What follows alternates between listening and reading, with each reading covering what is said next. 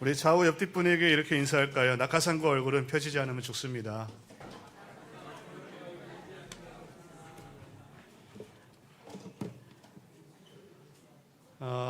이번 주가 고난 주간이죠. 왜 고난 주간이라고 말할까요? 이제 날짜상으로는 이번 주 금요일 날 예수님께서 십자가에 못 박혀 죽는 사건이 있죠. 그 사건 이전 5일 동안 예수님께서 마지막으로 유언과 같은 말씀들을 쏟아내시고 그리고 여러 가지의 사건들을 보여주시면서 마지막 십자가의 길을 걸어가시는 그 길. 그래서 우리가 고난주간으로 이 일주일을 지키고 있죠. 그런데 예수님께서 어떤 고난들이 있으셨습니까? 우리가 잘 아는 것처럼 십자가에서 죽으신 것은 두말할 것 없고요. 십자가에 못 박혀 죽으시기 전날 밤 겟세마네 동산에서 예수님께서 기도하셨던 장면들을 기억하실 것입니다. 이것이 얼마나 고되고 힘들었는지 예수님께서는 이 잔이 혹시 피할 수만 있다면 피해달라는 기도조차 하셨었죠. 그뿐인가요? 주변 사람들, 특히 제자들의 모습들을 보면 예수님이 얼마나 고통스러웠을까라고 하는 상상이 됩니다. 그중 수제자라고 하는 베드로는 어떻습니까? 예수님이 오게 가면 나가 오게도 가고 예수님이 죽음의 길을 가시면 나도 죽겠습니다라고 했던 그 제자가 사람들 앞에서 예수님을 3번이나 부인하는 그런 일들이 있었죠. 가룟 유다는 어떻습니까? 3년 동안 예수님과 동고동락했습니다. 예수님의 수없는 가르침을 받았어요. 예수님의 놀라운 기적을 보았어요. 하나님의 아들이고 메시아이고 우리 가운데 보내주신 하나님의 그리스도임을 그가 분명히 알게 되었습니다. 그러나 예수님이 십자가에 못 박혀 죽으시려고 하는 그 일들을 보면서 그는 좌절했죠. 왜 그렇습니까? 그의 꿈은 예수님께서 이스라엘 나라의 왕이 되실 때에 그가 자리 한 자리를 차지해서 부와 명예를 갖고 싶었기 때문이죠. 그것 때문에 그는 실망하여 예수님을 은 30에 팔아버립니다. 여러분, 은 30이 어떠한 금액인지 아십니까? 당시에 노예 한 명, 고작 노예 한 명의 몸값이 은 30입니다. 예수님을 3년 동안 쫓아다녔던 그 가룟 유다가 고작 예수님을 노예 한 명의 값에 팔아버리는 그런 일을, 그런 수치감을 예수님이 당하신 거예요. 그런 일을 당할 때 얼마나 배신감이 느껴질까요? 내 자녀들이 내가 수십 년 동안 자녀들을 키우기 위해서 고생했는데 아버지가 나를 위해서 한 게 뭐가 있어라고 하는 한 말을 들을 때 얼마나 고통스러운 말입니까? 예수님을 따라다녔던 제자들은 12명만이 아닙니다. 수도 없이. 고린도전서를 보게 되면 500여 명의 제자가 있다고 했습니다. 이들도 약 3년 동안, 2년 동안 예수님을 따라다니며 말씀을 들었어요. 그리고 그들은 예수님을 왕으로 삼고 싶었어요. 예수님이 나귀 새끼를 타고 들어올 때에 예루살렘을 입성할 때에 호산나라고 외치며 그를 찬양했어요. 예수님을 경배했어요. 그러나 예수님 십자가에서 못 박혀 죽으실 때에 그 초라한 예수를 버리고 단 한 명도 예수님께 나아온 자가 없다라는 것이죠. 사람이 이렇게 간사한 존재죠. 예수님은 이 모든 것을 다 알고 계셨습니다. 그 모든 것을 알고 이 일주일간을 지나가며 십자가의 길, 그것을 묵묵하게 무거운 마음으로 지고 가셨죠. 그래서 요한복음 13장 1절에선 이렇게 이야기를 합니다. 같이 한번 읽어볼까요? 시작. 유월절 전에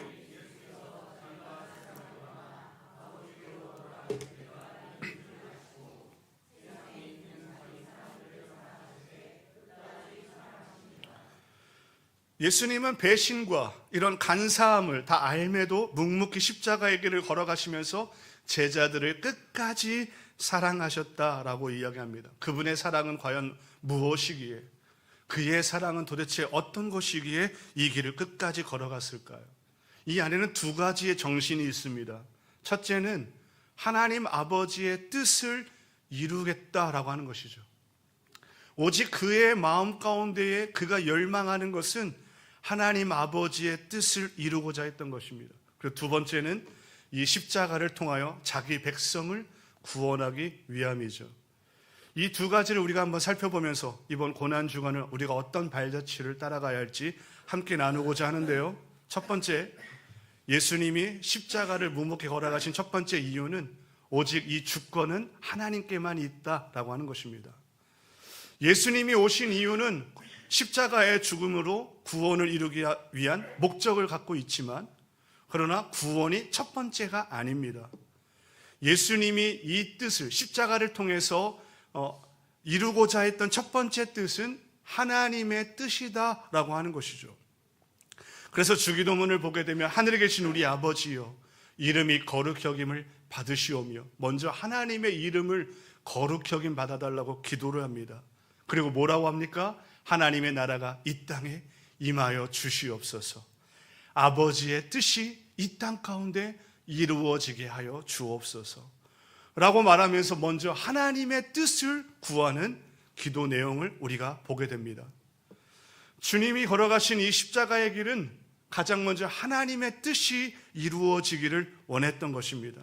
이걸 다른 말로 한다면 하나님의 주권을 인정한다라고 하는 의미입니다. 과거 교회는요, 교회들의 모습을 가만 살펴보면 구원에만 초점이 맞춰져 있는 것들을 봅니다. 구원을 너무 강조했어요. 구원은 너무 중요합니다. 강조해야 합니다. 구원을 받는 길은 오직 하나님의 말씀밖에 없고 교회를 통해서만 일어나니 구원을 강조해야 되는 것은 너무나도 중요합니다. 그런데요, 구원만 강조하다 보니 무엇이 결여되었느냐? 하나님의 뜻이 먼저다라고 하는 것을 좀 소홀히 가르쳤죠. 그러다 보니 어떤 문제가 생겨나냐면 자기 가족 중에 예수를 믿지 못하고 죽는, 그래서 형벌을 받게 되는 그런 사람들이 발생하게 되면 그들이 실족하고 시험에 들어 교회를 떠나는 일들도 종종 발생했었습니다. 그리고 자기의 때와 자기의 뜻대로 이루어지지 않으면 하나님을 버리고 교회를 뛰쳐나가는 사람들도 종종 봐왔습니다. 왜 그럴까요? 이 십자가의 목적이 구원이라고 하는 것에만 목적을 두고 강조해서 가르쳐 왔기 때문인 것이죠. 이 십자가는 우리를 구원하기 위한 것이 맞지만, 그러나 그 이전에 하나님의 뜻을 이루어드리는 예수님의 그 전적인 모습이 담겨 있음을 우리가 알아야 되는 것입니다.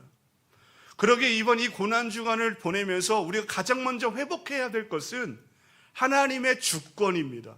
아멘입니까? 하나님의 주권을 인정한다는 것은요, 나의 모든 것이, 전체적으로 나의 모든 것이 하나님의 것이다 라고 하는 것을 인정하는 행위입니다.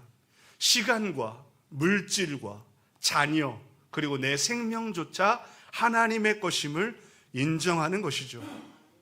바닷물을 썩지 않게 하기 위해서 짜게 만드는 농도가 3.4%라고 했습니다.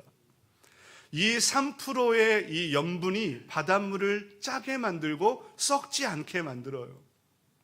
여러분, 우리에게 주어진 하루가 24시간이고 1440분인데요. 그 중에 우리가 3%를 하나님께 드린다고 한다면 우리의 인생은 빛이 날 것입니다. 그리고 소금과 같이 이 세상의 부패를 방지하는 일들이 나타날 것입니다. 3%는 많지 않아요. 물론 40분 정도 됩니다. 이 40분의 시간, 여러분 하나님께 드리고 계십니까? 이 40분을 하나님께 드리지 못하는데 어찌 나의 모든 시간이 하나님의 것이다라고 말할 수 있겠습니까? 내 자녀, 여러분 하나님의 것입니까? 하나님의 것입니까? 이렇게 쉬운 질문을 던졌는데 답을 못하는 것은 하나님의 소유죠. 몇 년 전에 제가 안타까운 소식을 들은 게 있어요. 40대 엄마가 초등학교 아이들 두 아들을 목 졸라서 살해한 거예요. 비참하고 끔찍하지 않습니까? 근데 왜 이런 범행을 저지르냐고 물어봤더니 너무나도 가정적으로 경제적으로 어려워서 생활고 때문에 이런 일을 자행했다라는 거예요. 한 전문가가 TV에 나와서 이런 일을 하는 그 엄마의 심리 상태는 이 자녀가 자기 소유라고 생각하는 것에서부터 문제가 시작된다라고 말하는 거죠. 현실적인 답안이라고 하기엔 좀 먼 거리가 있지만 그래도 정확한 포인트 하나는 좀 마음에 들어요. 뭡니까? 이 자식은 내 소유가 아니다라고 하는 것이죠. 내 부모님이 존재하지 않았다면 저는 존재하지 않을 거예요. 할아버지, 할머니가 존재하지 않았다면 우리 부모님이 존재하지 않고요.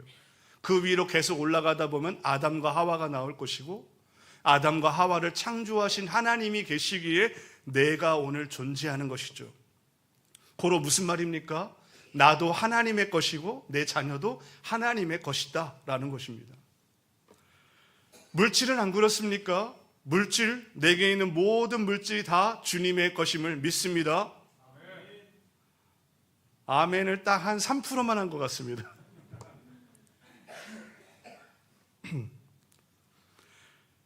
내 모든 물질이 주님의 것임을 우리는 알고 있습니다. 그렇다면 우리가 10의 1을 드려야죠. 내가 벌어들인 것의 10분의 1을 하나님께 드린다고 하는 것, 이것은 내 모든 것이 하나님의 것입니다라고 인정하는 신앙 고백 아닙니까? 어떤 분들은 내가 나중에 큰 부자가 되면 하겠다고 하시는 분들이 있어요. 그러니 저를 좀 축복해 달래요. 속이 뻔히 보이지 않습니까? 이런 분들은요, 부자가 돼도 11조 못합니다. 내가 가난할 때 작은 것을 드리지 못한다? 부자가 되어도 크게 드릴 수 없습니다. 오늘 이 시간 내가 지금 여기서 내 시간을 하나님께 드리고 내 물질을 하나님께 드리고 나의 생명을 하나님께 드릴 수 있는 것, 이게 바로 하나님이 나의 주인이십니다. 오직 주님만이 나의 주권자이십니다라고 하는 고백인 것이죠. 인도네시아에 한 부자 크리스천이 있었습니다. 이 사람이 방 10개가 있는 집을 소유하고 있었어요. 그래서 자기 딴에는 믿음이 좋으니까 가장 크고 넓고 좋은 방을 예수님께 드린 거예요. 근데 그날 밤에 마귀가 찾아왔어요. 집주인이 마귀하고 열심히 싸웠어요. 막 정말 밤새 잠도 못 자고 씨름하고 싸우느라 얼마나 고생을 했는지 다음날 완전 그냥 너무 힘든 가운데 예수님께 따져 묻습니다. 아니 예수님, 저 어젯밤에 마귀하고 싸우는 거 못 들으셨어요? 왜 예수님 아무 액션을 취하지 않으시는 거예요? 그랬더니 예수님이 이렇게 말해요. 모르는 소리 하지 말게. 자네가 내게 준 이 방을 나는 철동같이 지키고 있었어. 집주인이 그래서 5개의 방을 드렸어요. 이 정도면 많이 드렸다고 여겼어요. 다음날 마귀가 또 찾아왔습니다.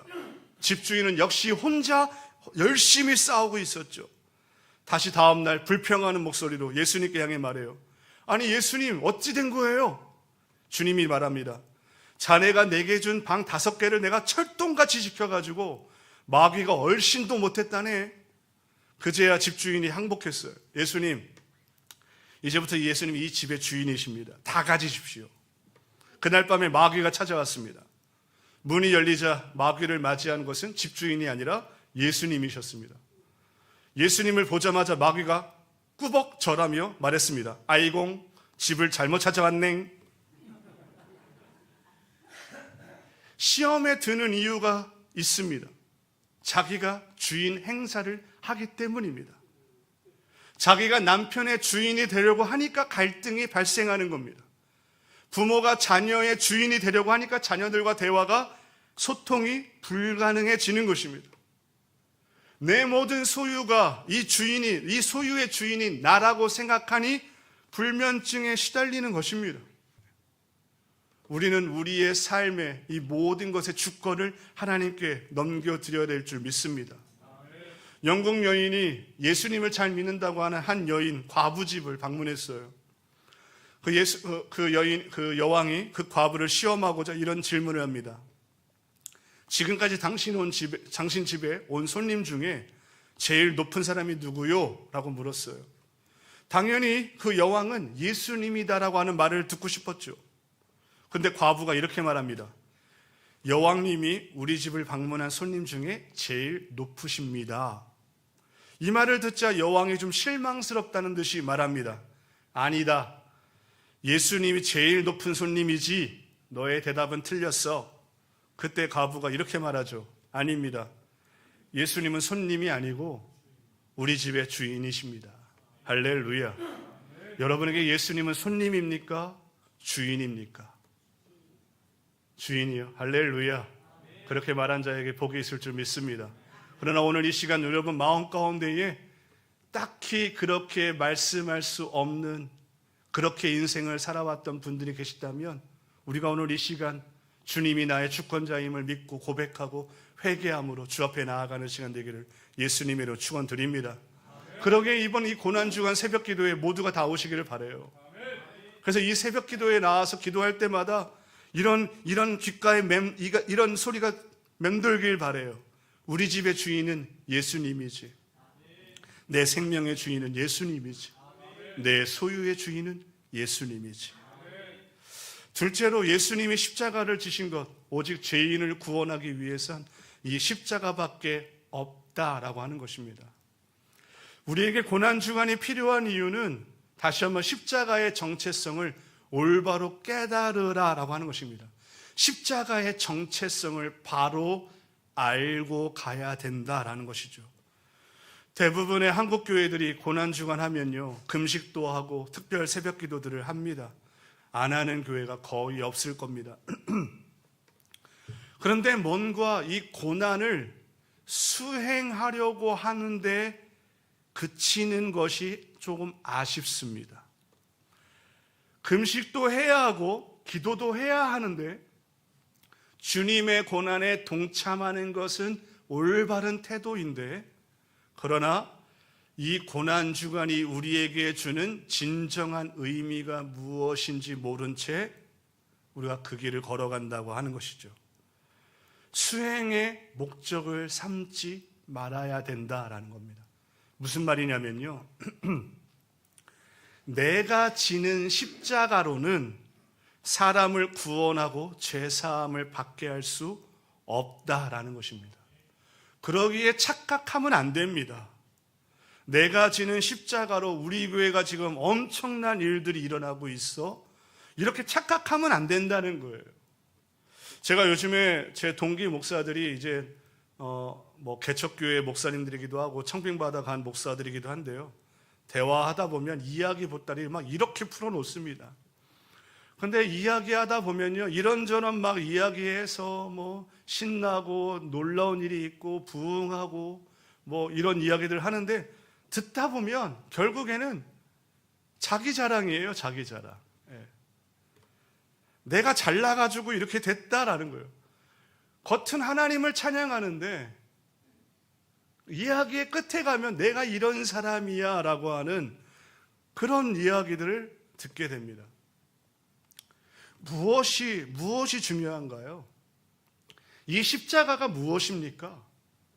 우리의 어떤 노력과 능력과 힘으로 가능하지 않다라는 거거든요.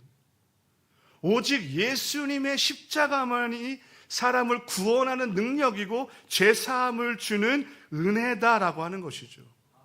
그러기에 이번 주 우리가 고난주간을 걸어갈 때, 고난주간을 우리가 함께 묵상하며 갈 때에 내가 이만큼 했으면 됐어라고 하는 것이 아니라 예수님이 어떠한 마음과 어떠한 자세로 이 고난주간 십자가의 길을 걸어갔는지 그 발자취를 우리가 묵상하며 동참하려고 하는 것, 이 자세가 너무나도 중요하다는 것입니다. 그러기에 내가 새벽 기도를 일주일 동안 나와서 내가 고난주간 다 동참했어. 수행의 목적을 삼지 마십시오. 십자가의 능력이 거기에 있는 것이 아니라 죄인을 구원하고 회심하게 하는 놀라운 것에서부터 일어난다고 하는 사건입니다. 고난주간의 특별 새벽 기도들은 그렇게 많이 하는데, 여러분 담임 목사님도 요즘 말씀 많이 하시죠. 우리 교회, 우리 한국 교회가 안타깝게 여겨야 될 것들이 회심하는 역사가 나타나지 않는다는 거 아닙니까? 십자가 앞에 서면 회심하게 되어 있어요. 나는 죄인이었구나라고 하는 것을 한탄해하며 회개하게 되어 있어요. 십자가 앞에 서면 나는 얼마나 죄인이었는지 내 부끄러운 모습을 보게 되어 있어요. 그리고 그 앞에서 하나님 앞에 통곡하며 회개하게 되어 있는 것이죠. 저는 우리 교회가 이 고난주간 일주일을 통해서 십자가의 능력이 회복되어지는 놀라운 축복이 있기를 축원드립니다. 마지막으로 우리는요, 십자가의 길을 걸어가야 합니다. 실행해야 돼요. 우리의 십자가로 제사하는 역할은 하지 못합니다. 그러나 우리가 십자가의 길을 살아내므로 하나님의 영광을 보여야 된다라고 하는 것이죠. 예수님께서 제자들에게 너희는 세상의 빛이다 라고 말하죠. 여기서 말한 세상의 빛이다 해서 You are the light of the world 해서 세상의 소유격적인 용법으로 사용해서 우리는 이제 한글 성경에는 세상의 빛이다라고 쓰여 있는데 헬라어 용법으로 이 전치사는요 어떻게 보면 for가 쓰입니다. You are the light for the world. 무슨 말이냐면 너희는 빛이다. 어디를 향해? 세상을 향한, 세상을 위한, 세상을 향한 빛이다. 그러므로 너의 착한 행실을 통해 하나님을 보이게 하라라고 하는 의미예요. 우리가 십자가를 지고 예수님을 따라갈 때에 내 인생이 윤택해지고 하나님의 뜻을 이루어가는 삶을 살 뿐만 아니라 주변에 있는 세상 사람들에게 빛을 통하여 예수 그리스도 하나님을 보이는 역할을 한다는 것입니다. 그래서 예수님께서는 너희가 내 제자가 되려면 너의 십자가를 지고 나를 따라오라고 했습니다. 여러분 이 표현이 너무 중요합니다. 십자가를 지고라고 했어요. 여러분 진다고 하는 것은 무거운 십자가를 내 어깨에 메고 지고 따라가는 거죠. 만약에 예를 들어서 이렇게 표현해 볼게요. 십자가를 세워놓았다. 우리는 교회 십자가를 밖에 위에다가 가장 잘 보이는 거에다 세워놓죠. 여러분 세워져 있는 십자가는 연산 기호로 볼 때 뭐처럼 보입니까? 플러스처럼 보이죠. 더하기처럼 보이죠. 그죠? 그러나 십자가를 지을 때 지면 이 십자가가 어떤 모양이 될까요? 곱하기의 모습을 보이게 되죠. 조금 이해가 안 되는 것 같으니까 여러분들이 좋아하는 돈으로 한번 계산해 보도록 하겠습니다. 십자가가 세워져 있는 플러스일 때는 10만 원 플러스 10만 원은 20만 원입니다. 그런데 10만 원이 십자가를 짐으로 곱하기가 되었을 때에 10만 원 곱하기 10마기는 얼마일까요? 100억입니다. 놀라지도 않으시는데 졸려가지고 놀라지도 않으시는 거죠. 십자가를 목에 걸치고 사는 건 20의 가치라고 한다면 십자가를 지고 순종하는 삶을 살 때에는 100억 이상의 가치가 나타난다라는 것입니다. 미국의 한 명문대 철학고 교수가 첫 수업에는 항상 이런 질문으로 시작한대요. 칠판에 이렇게 적습니다. 3일 뒤에 죽는다면 무엇을 지금 당장 할 것인가? 학생들에게 그렇게 물어본대요. 학생들이 이런저런 고민 끝에 막 리스트를 작성해요. 그러면 수업이 끝날 때쯤 교수가 칠판에 이렇게 쓴답니다. 그 일을 지금 실천하세요. 여러분, 예수님께서 우리에게 말씀하신 이 십자가는 우리가 매일매일 지고 주님을 따라가야 하는 것이죠. 할렐루야. 저와 여러분이 그런 십자가를 지고 주님을 따라가는 매일매일의 삶이 되기를 축원드립니다. 오늘 제가 설교 제목이 원래는 영어로도 써놨거든요. Pour your heart into it. 원래 into the cross 이렇게 했거든요. 근데 이 단어가 어디서 온 거냐면 지금 제가 읽어드린 스타벅스의 경영 철학에서 따온 거예요. 그들은 pour your heart into it. 그 속에 너의 정성을 쏟아 넣어라. 이게 스타벅스의 경영 철학입니다. 이 경영 철학으로 이 커피 한 잔으로 지금 전 세계에 수도 없이 많은 스타벅스 매장들이 세워져 있습니다. 우리나라의 곳곳에 가면 스타벅스 건물들이 보이죠. 이런 운영 철학으로도 불과 50년 만에 이와 같은 성과를 이루어냈는데요. 여러분, 교회가 살아나고 가정이 살아나고 우리의 자녀들이 살아나기 위해서 우리가 무엇에 전념해야 될까요? Pour your heart into the cross. 십자가에 내 마음을 쏟아 넣어라. 교회가 십자가를 온전히 붙잡고 있다면 교회는 살아날 것이고 다음 세대는 일어날 것이며 한국교회의 미래는 밝아질 것입니다. 결론을 맺겠습니다. 이번 주가 고난주간입니다. 예수님이 십자가를 통해 묵묵히 걸어가신 날들이죠. 그 십자가의 시작이 무엇이라고요? 바로 하나님의 주권을 인정하는 것에서부터입니다. 내일 이 새벽에 오실 때에 내 모든 것을 하나님께 내어 드리는 그런 은혜가 있기를 축원드립니다. 그리고 십자가에서 죽으셨을 때 거기에서부터 능력이 나타났던 것처럼 예수님이 몸소 그 길을 걸어갔던 것처럼 우리도 모형으로 십자가를 달고 뽐내는 것이 아니라 십자가를 내 등에 짊어지고 하나님의 길을 따라가는 저와 여러분 되시기를 예수님의 이름으로 축원드립니다.